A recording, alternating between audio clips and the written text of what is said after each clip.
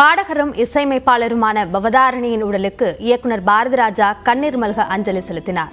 கூடுதல் விவரங்களை நம்முடைய செய்தியாளர் பழனிக்குமாரிடம் கேட்கலாம். பழனிக்குமார், விவரங்களை பதிவு செய்யுங்கள். நிச்சயமாக அபிநயா, அதாவது பிரபல இசையமைப்பாளர் இளையராஜாவின் மகளான பவதாரணி பாடகி உடல்நலக்குறைவால் உயிரிழந்ததற்கு அவரது உடல் இன்று காலை தேனி மாவட்டம் லோயர் கேம்பில் உள்ள இளையராஜாவின் பண்ணை இல்லத்திற்கு கொண்டு வரப்பட்டு பொதுமக்களின் இறுதி அஞ்சலிக்காக வைக்கப்பட்டுள்ளது. அங்கு இளையராஜாவின் உறவினர்கள், குடும்பத்தினர்கள் மட்டுமல்லாது அவரது நண்பர்கள் மற்றும் பிரபலங்கள், அரசியல் பிரமுகர்கள் என ஏராளமானோர் தங்களது இறுதி அஞ்சலியை பவதாரணிக்கு செலுத்தி வருகின்றனர். இந்த நிலையில்தான் இளையராஜாவின் நெருங்கிய நண்பரும் இயக்குனர் இமயமுமான பாரதிராஜா அவர்கள் தற்பொழுது நேரில் வருகை தந்து மறைந்த பாடகி பவதாரணியின் பூத உடலுக்கு தனது இறுதி அஞ்சலியை செலுத்தியுள்ளார்.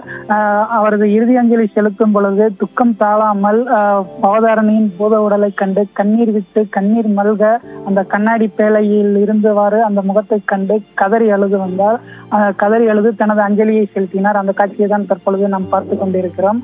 அதோடு மட்டுமல்லாது சிறிது நேரம் பவதாரணியின் பூத உடல் வைக்கப்பட்டுள்ள அந்த இடத்திற்கு அருகாமையிலேயே சிறிது நேரம் நாற்காலியில் அமர்ந்தவாறு இளையராஜாவின் மகன்களான கார்த்திக் ராஜா மற்றும் யுவன் சங்கர் ராஜா மற்றும் சிவமணி உள்ளிட்டோரிடம் ஆறுதலை தெரிவித்து தனது துக்கத்தை அவர்களுடன் பகிர்ந்து கொண்டார்.